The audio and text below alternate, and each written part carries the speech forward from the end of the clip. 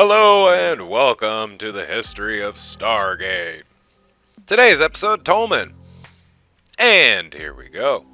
Tomin was a worshipper of the Ori on Ver Isa and the husband of Vala Maldoran.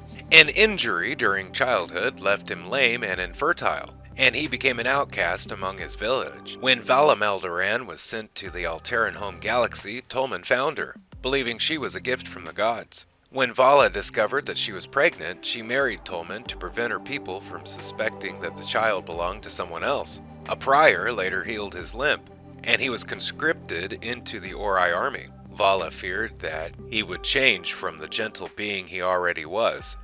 Tomin was told by the prior that Vala's child was not his, but the will of the Ori. He told Tomin that Sevis was planning to disrupt the launch of the Ori warships, so Tomin was sent to kill him. Vala was there as well, but she convinced him that Sevis had forced her into helping him. Tomin was part of the first wave of soldiers sent by the Ori. He was present for the birth of Vala's child, the Orisai, and explained the meaning of the term to Vala. When Dr. Daniel Jackson, who ringed aboard the vessel during an earlier battle, attempted to free Vala and kidnap Adria, Tomin thwarted him. Tomin attempted to kill Daniel, but Vala jumped in front of the blast.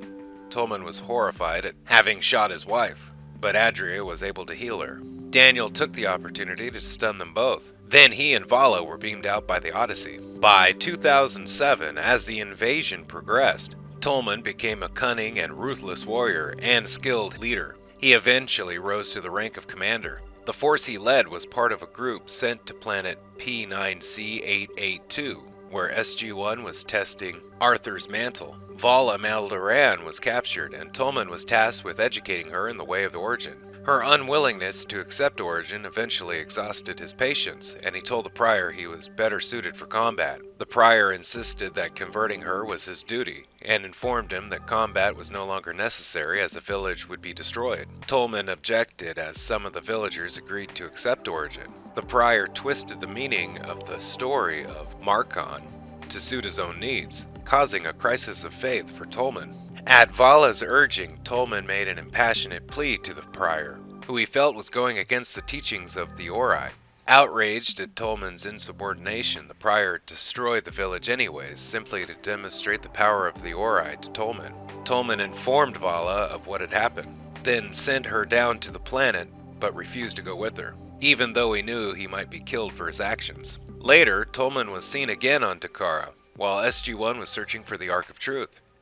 His soldiers cornered SG-1, at which point Tomin demanded their surrender, assuring him that their lives would be spared if they complied. SG-1 cooperated in an attempt to get the Ori forces to open the Ark for them, but all it contained was a piece of parchment that crumbled into dust upon being handled. The prior ordered SG-1 killed, but Tomin objected, having given his word. They got into another heated argument, and the prior eventually insisted that Tomin obey.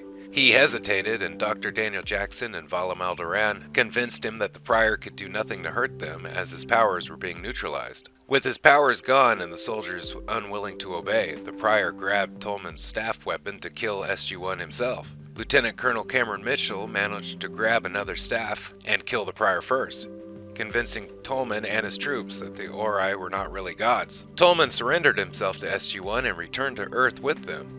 On Earth, he aided Daniel in interpreting the visions which had led him to Takara, revealing that the location that he sought was Ordis Malum, a place in the Alteran home galaxy. A mission was authorized to find the Ark.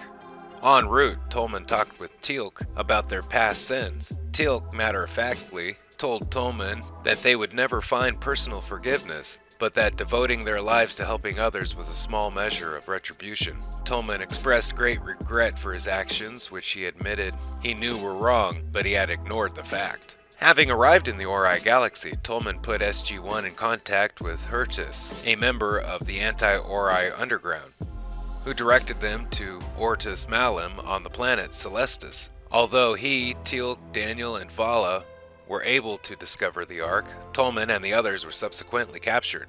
They were tortured by the priors until being rescued by Teal'c.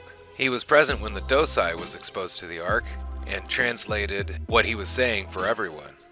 With the mission concluded, Tomin decided to stay in his home galaxy, noting that it was the teachings of Origin that gave him strength while he was being tortured by the Briars. Although Vala said that she could not go with him, she told him not to give up on Origin, admitting that the fundamental message was powerful even if the original intentions behind it had been wrong. He and Vala both expressed regret for their past actions, and both agreed that they would spend the rest of their lives trying to make up for them. It is indicated that Tomin became the new leader of the former Ori followers.